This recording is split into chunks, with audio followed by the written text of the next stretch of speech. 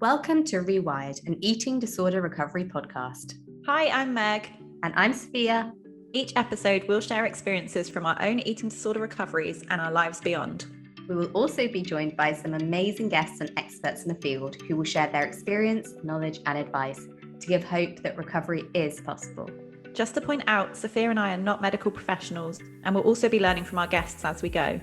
The podcast content reflects our own experiences and opinions, as well as that of our guests, and should not be taken as medical advice. Welcome to the Rewired podcast. Hi, everyone. Welcome to the episode.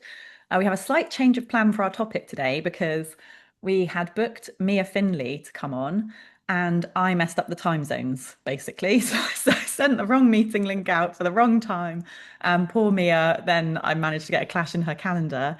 So we've asked her to reschedule for a couple of weeks' time. So hopefully we will get Mia on still.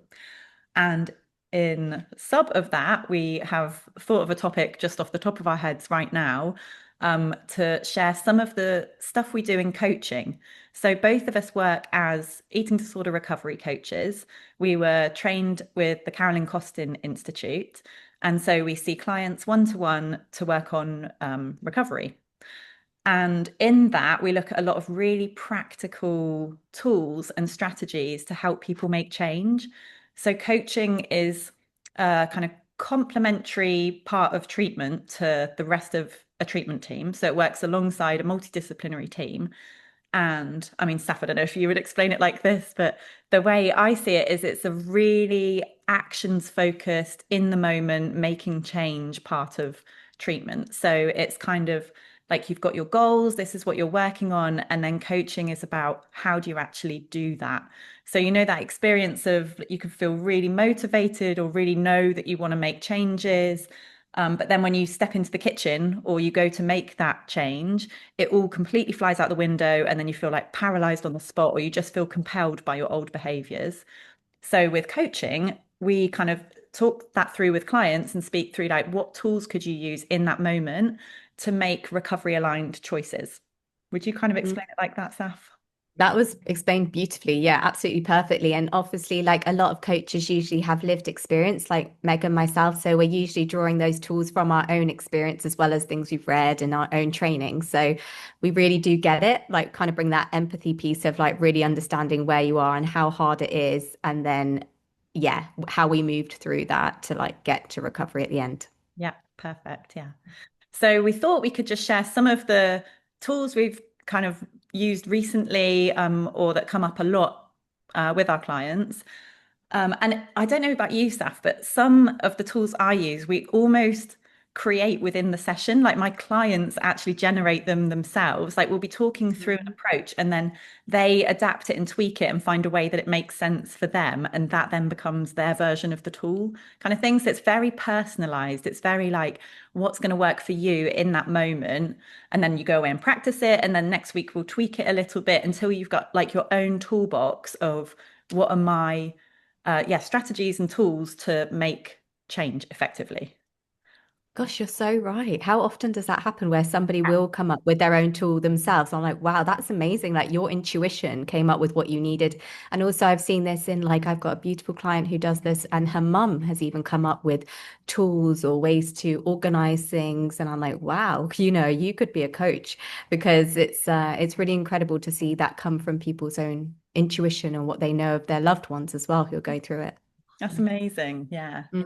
Yeah. Yeah. Like that makes me think one thing, I was speaking to a client about all of like the rules and conditions she has attached to things. You know that like, well, if I've had this now, but I had that earlier, then I'm only allowed that later. But if I'm doing that tomorrow, or if I weighed this week, or if I did X, or if I don't know, the sun rose in blah blah blah, like there's rules and conditions attached to every food decision.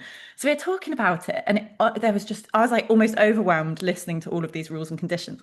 And then I was like, imagine if you walked into a cafe and the person serving you used these rules and conditions against you. Like imagine if you're in Costa and you were like placing an order and they're like, oh hi, what would you like? And then they're like, oh, just to check, like, have you had such and such already today? And you're like, yeah, I have. And then they'd be like, oh, I'm so sorry, then you can't look at this board of drinks. You're only allowed to look at this board. And then they're like, but what are you having later today? And you tell them, they're like, oh, right, scrap this board then. You actually are only allowed to look at this board now. But if someone over there is ordering that, oh, now we've got a whole new board for you again. Like, like if you actually externalize it and put the rules and conditions into the world or into someone else saying it to you, or like, yeah, the Costa barista doing it with when you place your order. Like, so we were like almost joking about that, laughing about it.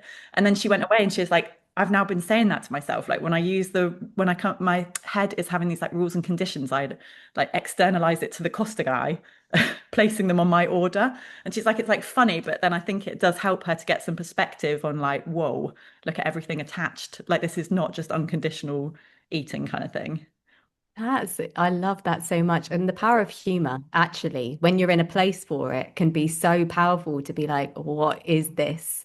And I love that Costa one because it makes you realize like how that's so detached from reality. All these conditions you're putting in, you would never want that for somebody else. That would is nothing you'd ever see. And yet you're kind of doing that mentally, that mental gymnastics. So I love that. And that's kind of maybe given her a bit of distance Yeah. from these thoughts and not feel like she has to act on them and just maybe brought more awareness to them. So when those thoughts come up, like, oh, there's the Costa guy again, like, as Yeah. opposed to like, sometimes you get so carried away with the thoughts that you're like, how did I get here? How did I get to this minimal version of something? But you're just like on autopilot.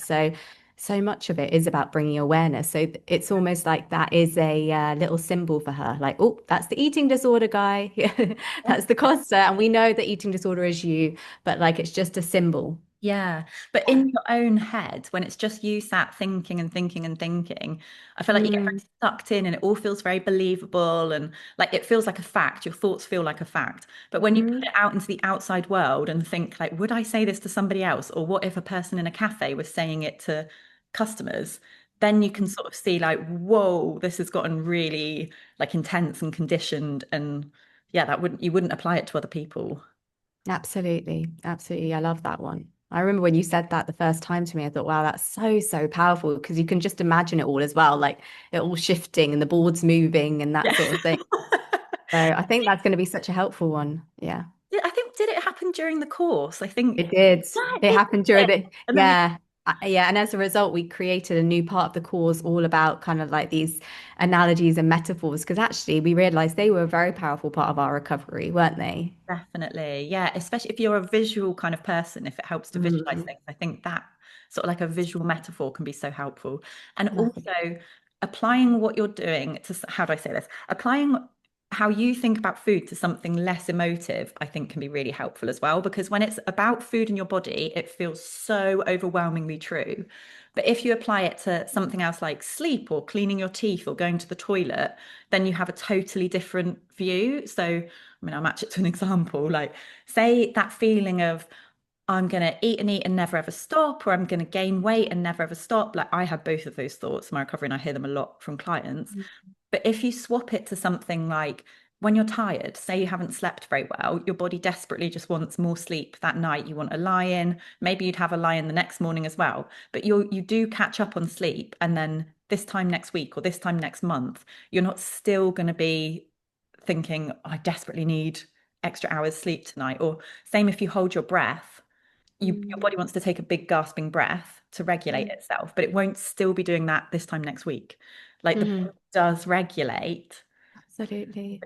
it needs Absolutely. what it needs to get, it's not Absolutely. lying to you, like it needs what it needs, and then it kind of calms down, and then you don't think about it. Like this time next week, you wouldn't still be thinking, I really need to take a breath. You would just be back Mhm. to like regular, not thinking about it, breathing kind of thing, which in my experience is what happens with food as well.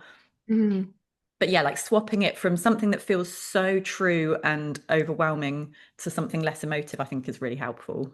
It's really helpful. Yeah, definitely. And you've done that in so many other places, haven't you? Whether it be sleep or, if you need the toilet or whatever it is. And it just kind of like gives a little bit of space, like you said, away from something emotive. Yeah, I love that one. Yeah. What about you, Saf? Have you had things that have come up with clients recently?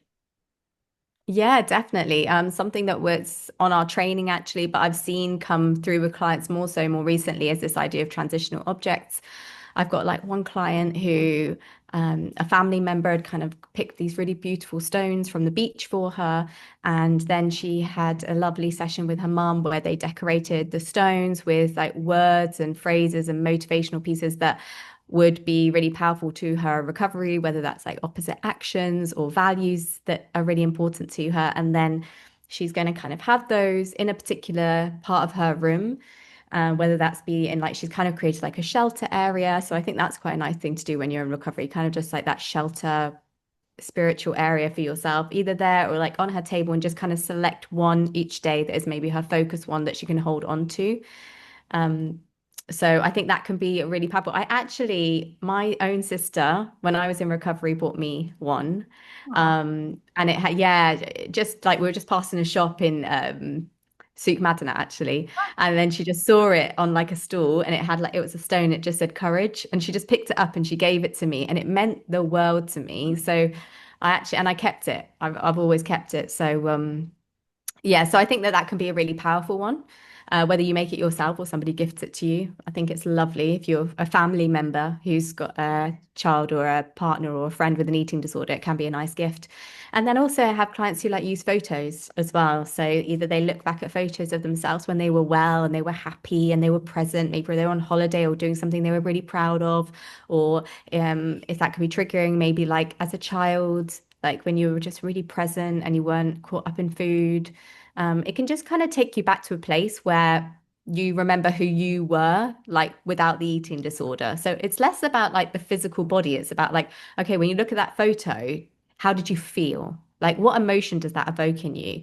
If it's a child, like, oh my gosh, I would have hated for that child to be feeling all of these conditions that I'm going through. I want them to be free. I want them to live in the world. What is it?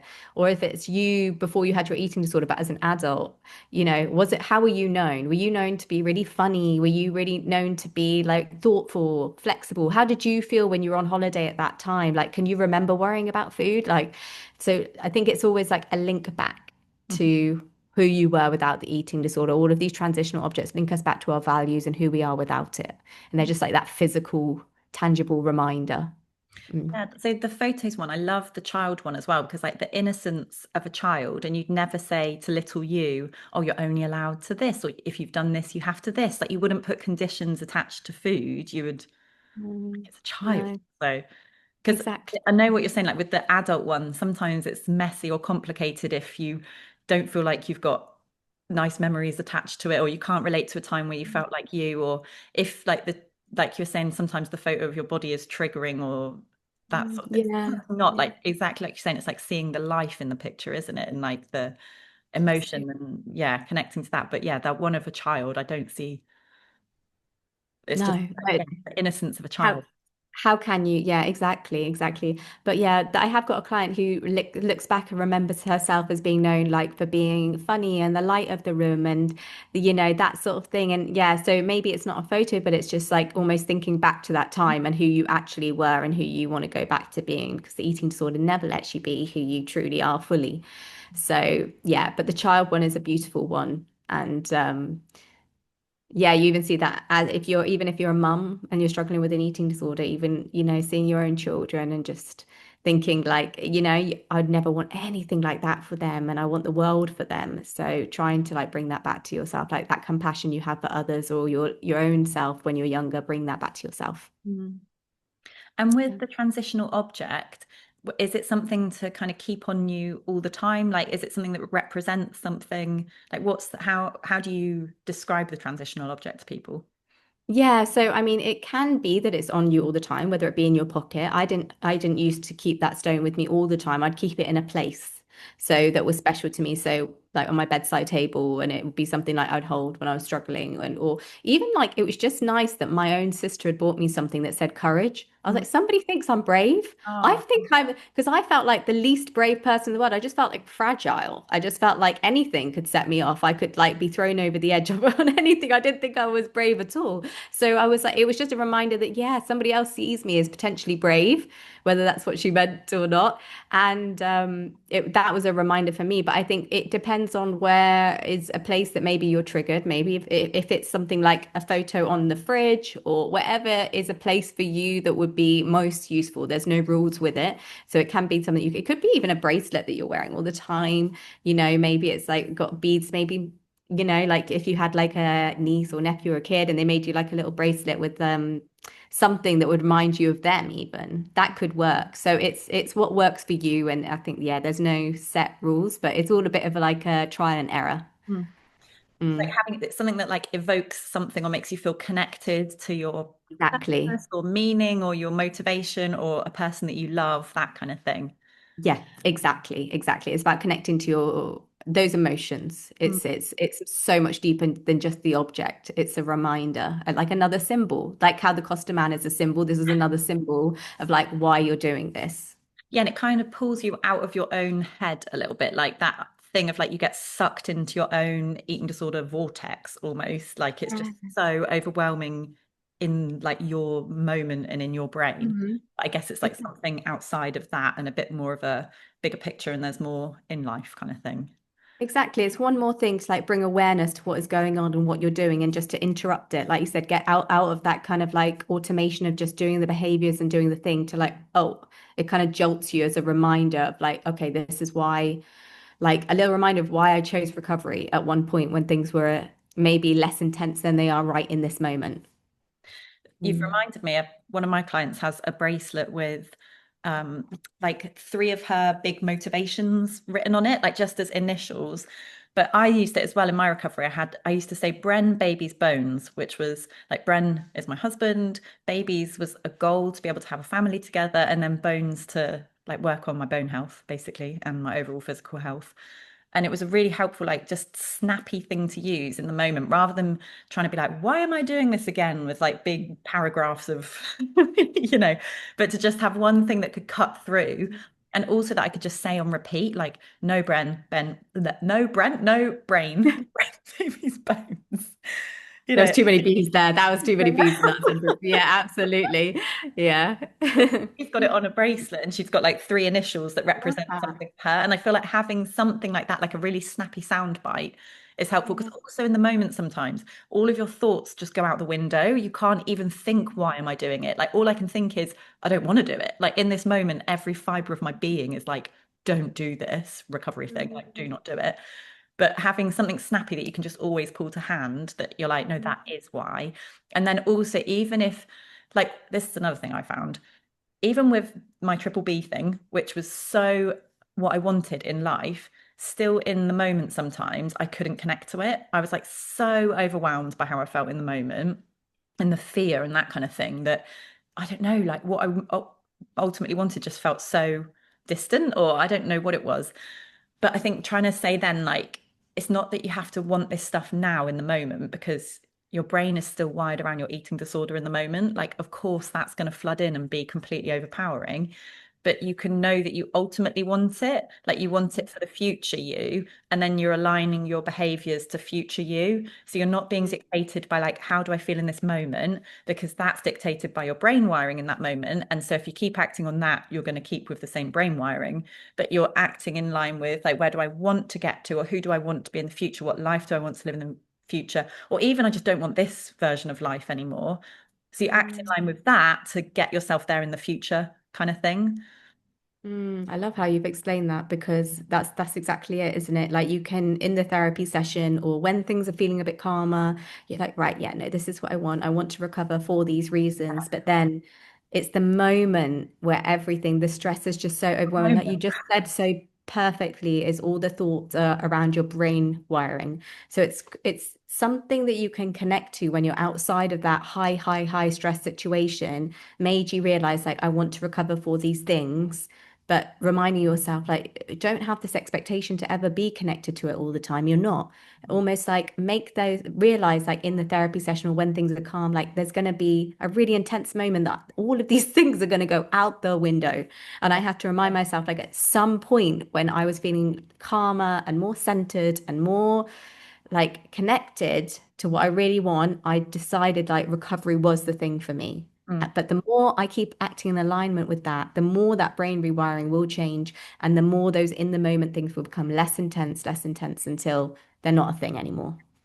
I think that's Mm. such a good point you've just made is like none of these tools are perfect. Like I don't think either of us recovered because we perfectly knew we wanted to do it, or in those moments we found a way to completely connect to what we wanted to do, had the clarity, had the motivation, and therefore did it.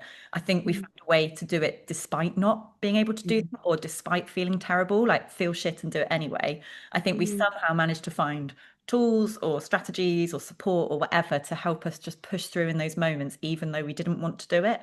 So I guess all of these tools are like hopefully helpful in some way in the moment, like try to zoom your brain out, try to connect to the bigger picture, try to find some motivation, whatever it is. But it's none of it's perfect. Like at the end of the day, you are going into that moment with a brain wired around an eating disorder. So the Mm. thoughts you're going to get, the temptations, the compulsions, everything are going to be like it's wired around an eating disorder. It's exactly like you said, like Absolutely. it's to be expected. But Mm. you kind of do something different because you know, okay, I don't want my brain to be wired like this anymore. I don't want my days to look like this anymore. I don't want another birthday to come around and I'm still like this. So having Mhm. that bigger picture of like, I know over time I want to change, even though I don't want it today. Like, I'm not doing Mhm. this because I want to do it right now. I'm doing it because I ultimately want something different. I love that. I love everything you said there because, yeah, I think we so often think, well, like we're so led by our intuition, but I think that when you have an eating disorder, that intuition is not connected in that moment, and that's the time when you have to be like, right, my that is not my intuition speaking. Actually, my intuition was what I felt outside of this, intense moment. So I completely agree, and the tools are really there to take the edge off and make it a little bit less intense maybe. But yeah, but the more you do it, it's amazing how like the same behavior, if you do it, how quickly things can change that I've seen. It's honestly incredible. So the more you do it, the easier it will become. On the back of that, like I just mentioned the birthday thing, do you want to do time hopping? Because I feel like you've like I got time hopping as a word from you. I feel like it's such a lovely like Really? yeah, jump forward and back in time. Oh, I thought I Um would have got it from you. That's nice. then we could like the birthday thing. Yeah, t time hopping is hugely powerful, isn't it? Because, gosh, how quickly does time go? Like, I mean, especially, I don't know whether it's just my age or the times, but I feel like time is going so fast. The days, the weeks, the months, not just when you're in recovery, but life generally, it's incredible. And I think that the time hopping is so powerful to be like, right, where do I want to be? Like in a year's time. 5 years' time sometimes could feel a bit far, but it could be something if you're able to connect to it. Or where do I want to be by my next birthday, my next Christmas? Where was I last Christmas or my last birthday? And how do I want it to be different? And then that sometimes helps you to connect to like the bigger picture in the moment of like why you're doing this.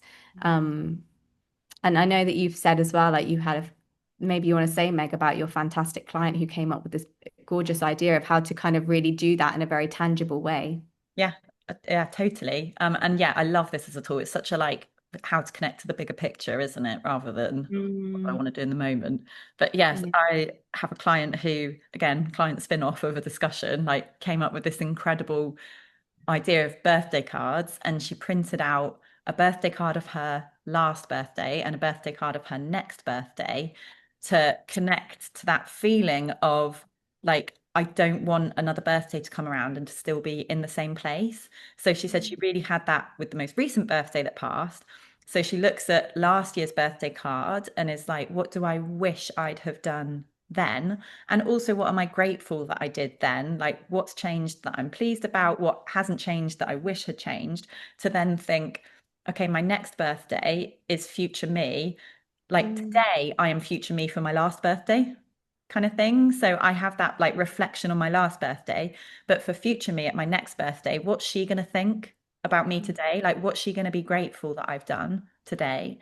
And what is she going to wish that I'd done today? And then use that to motivate you or to like help guide you with the decision that you are making today. Like, again, it doesn't need to feel right today, but you can mm. do it in service of future you. You know, you can do it for that person who's opening that next birthday card and what's life looking like. What a fantastic, It's awesome. brilliant one. It's Oh, like, yeah, it's so tangible. It's so great. And like literally put an envelope on it and then be like, I'm going to read this in a year's time. And I want to feel like this is how my life has been. Because, yeah, it's such a, doing those time hops and connecting are so powerful. It actually reminds me, one thing that I just remembered what I did. People might think I'm crazy, but hey, I remember like when I was recovering, obviously a big motivation for me was to become a mum. I actually like had a bottom drawer where I put like a baby clothes item and like some of the things that I would want. And I think that like I know that's yeah, might be a bit crazy, but it just really connected me to like this could happen. Like this is like this could be your reality if, hopefully like might if it's meant to be like, and it would just like, it was like a tangible object, I guess, in a way. It was a transitional object. And it was just like come on, this is why I'm doing this. So like when I'd struggle, I'd like go back to that drill, come on, this is what you want, Sophia. Like, you really, and it used to really, actually really help me. So, but yeah, going back to what your client did, I just think it's such a fantastic one. And I guess one that you could do in so many different areas of your life, whether it's like a graduation card or a congratulations on being recovered for a year card. Like there's so many different ways that you could do it. A Christmas card, because Christmas can be such a emotional time for people. So yeah, it's fantastic. I love it. yeah. Love I what love you're that doing. as well about the baby grow. Like that must have been Mm, so powerful. I mean, it was it was. powerful? Yeah, did you feel like you could connect to it I'm in the moment, or was it again one of massively. those things that you could connect to away from food and then around food you were like, ah, no, but I've got to do this. Okay, so good question. Now, so when I was struggling with food, it wasn't my thought, right, I'm going to go back to the drawer now and do that.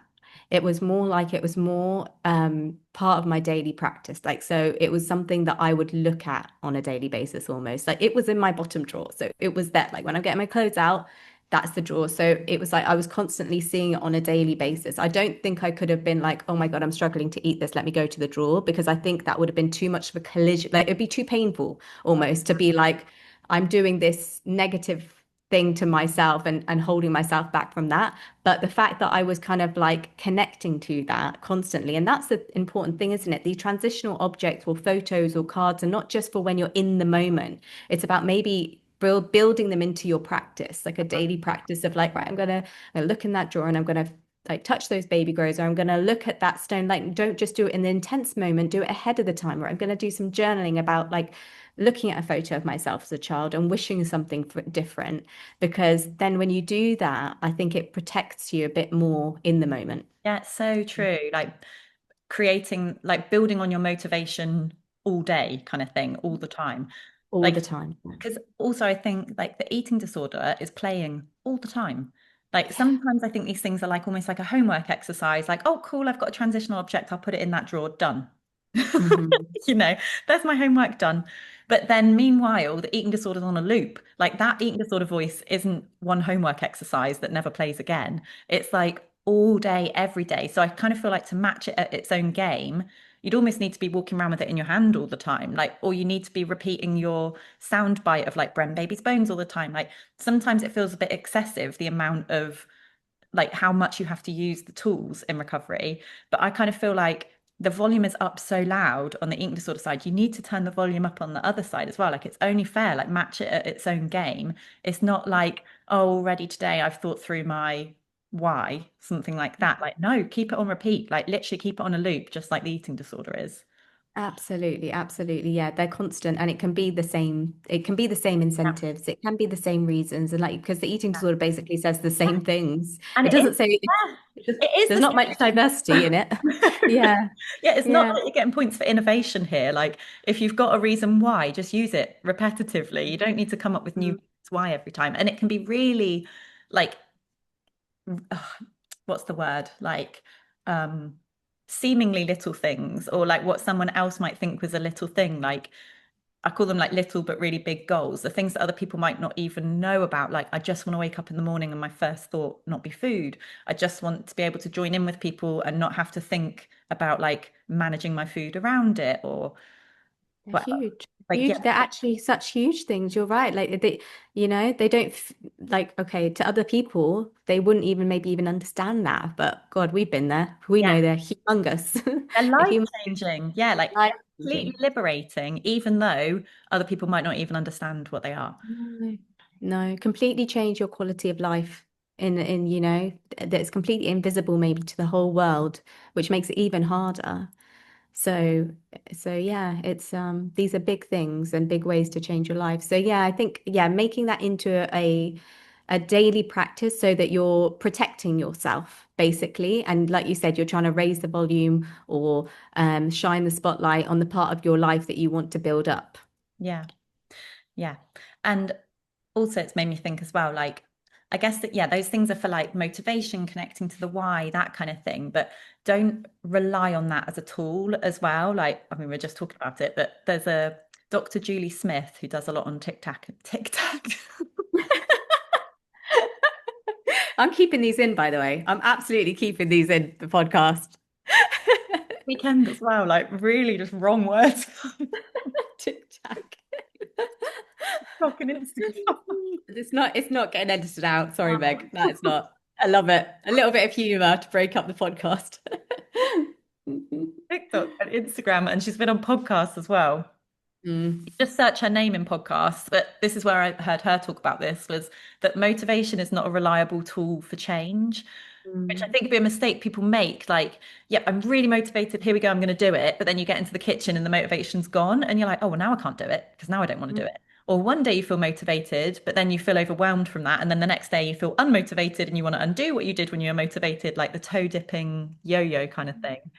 But she talks about like you have to make change because it's something you ultimately want, like commit to the change because you like it aligns to your values, future you, that kind of thing. Like it's something you want to happen, not because in the moment you feel motivated for it. I think she uses examples like um getting a degree, and people like don't enjoy revising. You don't get the degree because every day you woke up wanting to revise.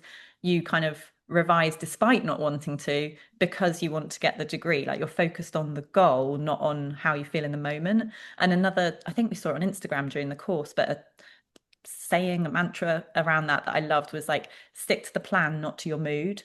And I think you can sub mood with anything, like stick to the plan, not to your thoughts, not to your body image, not to your stress levels, not to the busyness of your day, because all of those things are going to fluctuate over time. So if you're relying on those, all your actions are going to fluctuate over time. And then mm. a year passes and have you actually changed in the direction you wanted to, kind of thing. So sticking to the goal and acting in line with that versus fluctuating factors like motivation or mood, I think is a really helpful. Absolutely.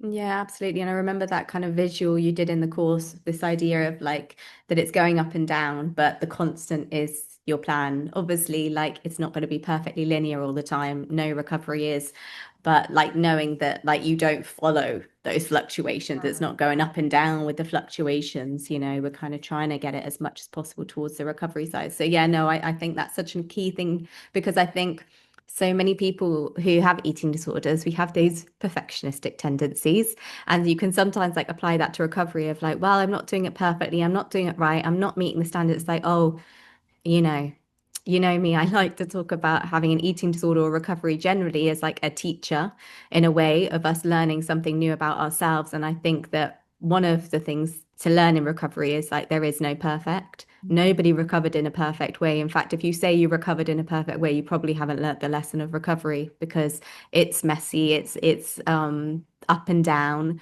but you do come out of it.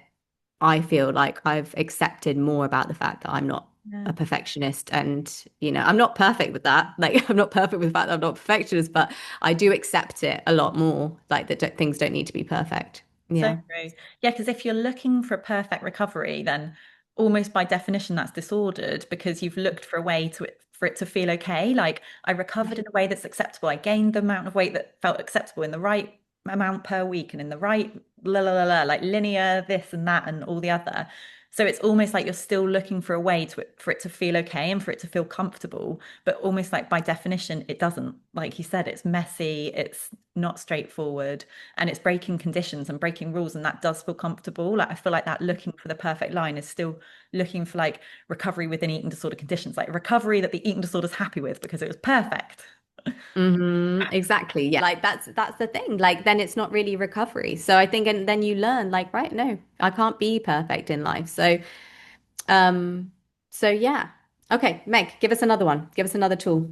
Okay. One that has I've like started using with clients very recently. I feel like I really struggled with this in my own recovery, and then clients have been saying it to me recently, and I've been like, how do I respond to that? Like I couldn't make it make sense. And now recently I feel like I've kind of found a way, and like we've been talking about it, I've been talking about it with clients and they feel like they're connecting to it as well. I think they're saying they are. So anyway, I'll just share.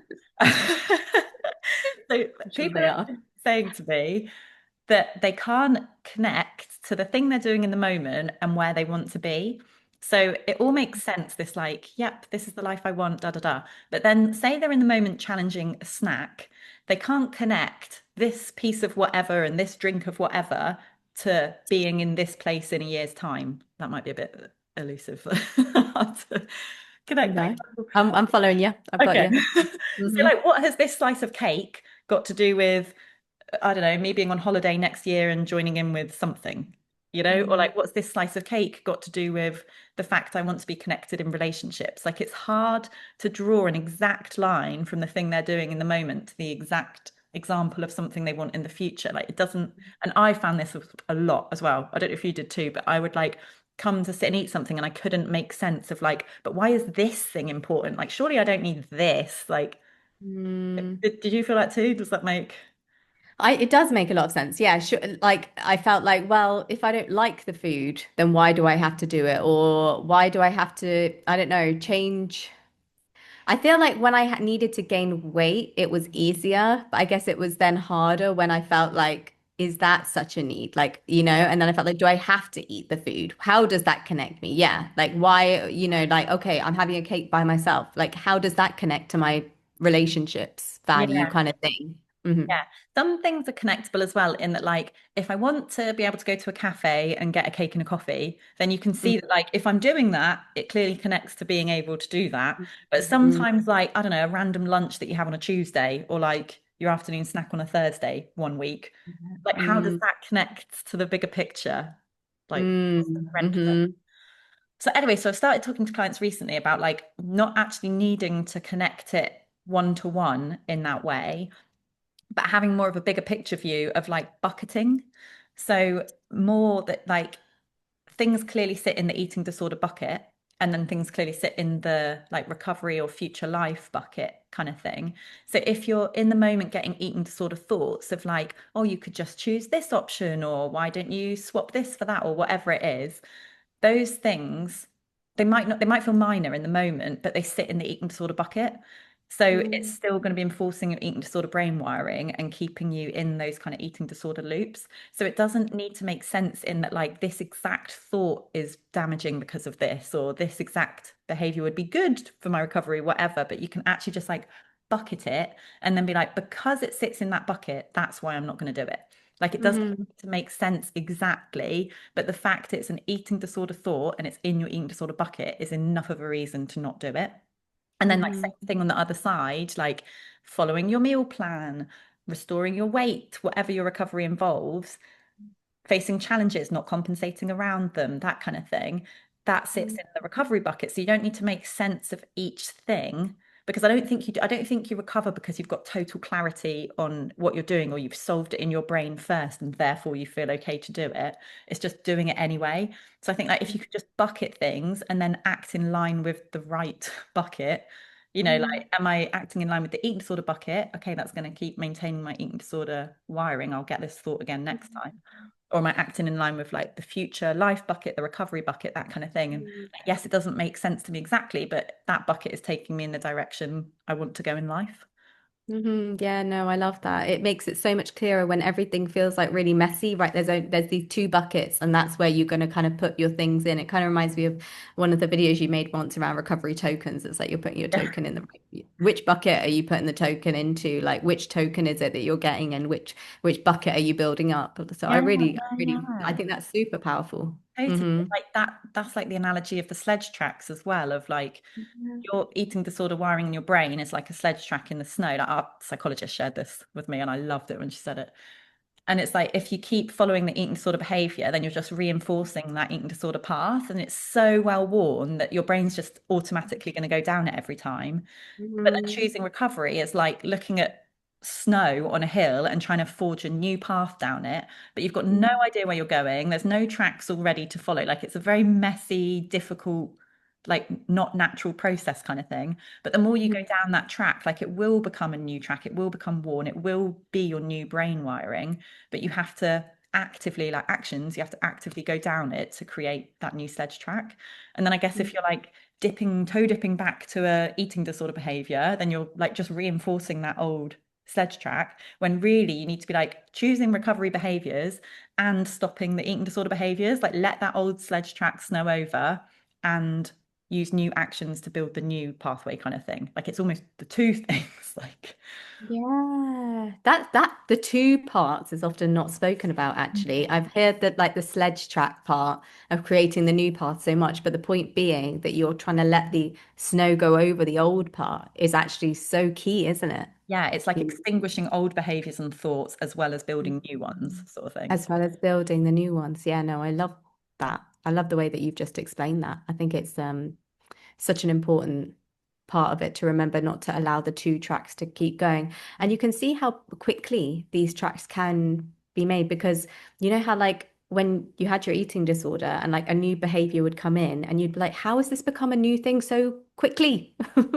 Like it's like crazy. Like that it's, and it just shows how your brain can change and it can then change into the positive as well. It can Yeah, yeah. change to a more recovered place. It's so, it's hard to believe Oh, sometimes that your brain can do that and it can rewire, especially. And I think we had Pamela on the podcast.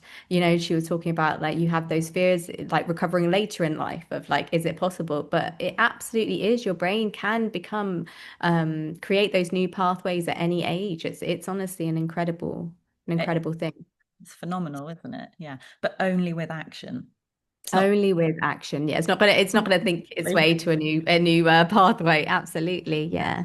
So one other tool, Meg, that I've heard you speak about because we did a joint coaching session, it's something you brought up and we started to use with a particular client is this concept of the shield.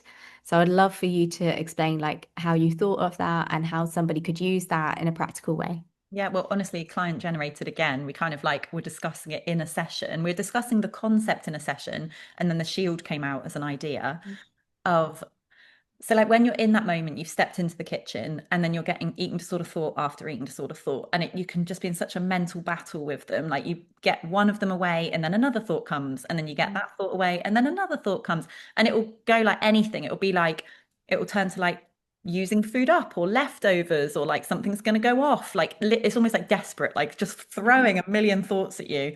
And I used to feel like it was like until one was believable enough that it landed. And then I was like, oh, no, no, no. Yeah, that's right. I definitely need to do that. So I just felt like I was almost paralyzed trying to bat every single thought away. And so I found it more effective to more like block the thoughts. Like, yes, they're going to be there, they're going to come, but I don't need to engage in each one. Like, I don't need to solve each thought to get to the point where I'm then able to act against them, kind of thing. It's like I used to say to myself, block the thoughts, opposite action. And then in talking to a client about it, we had this concept of like a shield. So you almost like hold a shield up and like, yep, you can see the thoughts are there, the eating disorder thoughts are coming in, and you can hold a shield to them and just be like, no brain, that's not the life I want anymore. Like it's not each individual thought will feel completely believable, but you don't need to engage in it because overall, again, like a bucket, overall, it's not the life I want. So even though it's believable in this moment, I'm not going to act on it.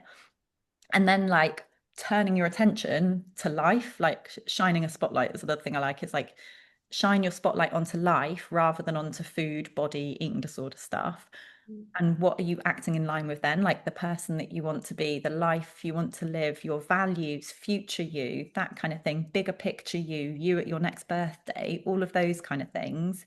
So the eating disorder thoughts are still going to fire, but rather than getting completely sucked into them and like their believability or the paralysis of them, they will just bounce off the shield. And then you just have, you could even have something in your head like no opposite actions, or like no brain, don't do that shit anymore, or like your brain baby's bones, that kind of thing. Even like just singing like la la la la la, like, or shh, like I'm not letting it in. And then just opposite actions. Like then you just follow the recovery bucket, the recovery behavior.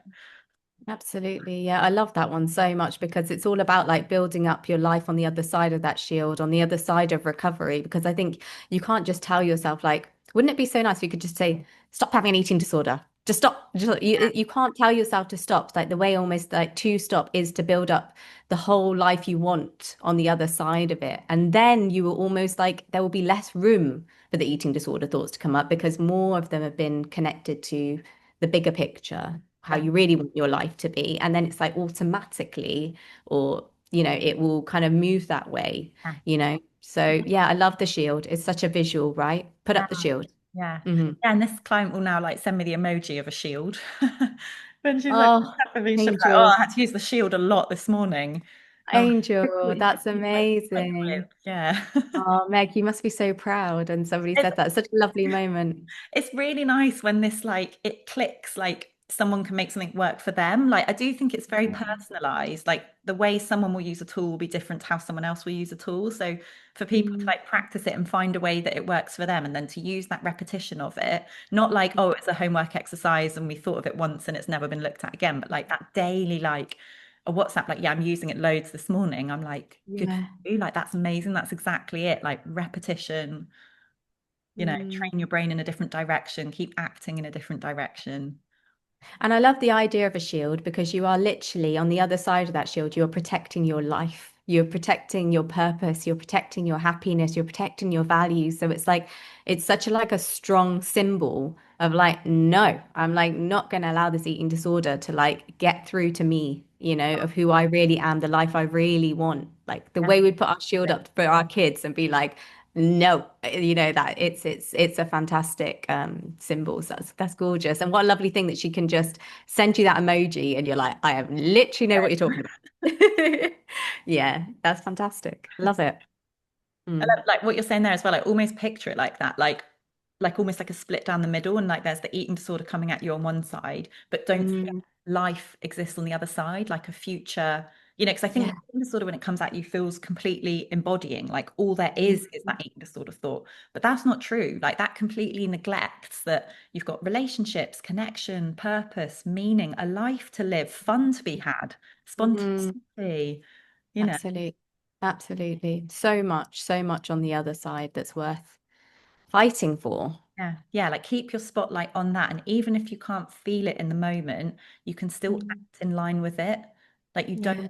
have to have full clarity in the moment, but you can Mm. choose actions aligned with where I want to be a year from now or where I ultimately want to be, that kind Mm. of thing. What's in my recovery bucket? Mm. Oh, I think this turned out to be pretty good. Very Like, I think impressed. I'm actually quite, maybe we should do off the cuff a little bit more because Oh I my God. felt like, well, maybe we think it's useful and everybody's going to be like, this was a rubbish episode. Let us know. But Five yeah, minutes before we're voice noting like, what should we talk about? what should we do? I'm glad that we did it though. But yeah, I've loved this discussion so much, and it's been so lovely hearing from also like our clients, your clients as well, who have just been taking these goals and inspiring tools in you and inspiring tools for themselves. And that's, such an important thing to remember, isn't it? That you can, there is no set way to recover.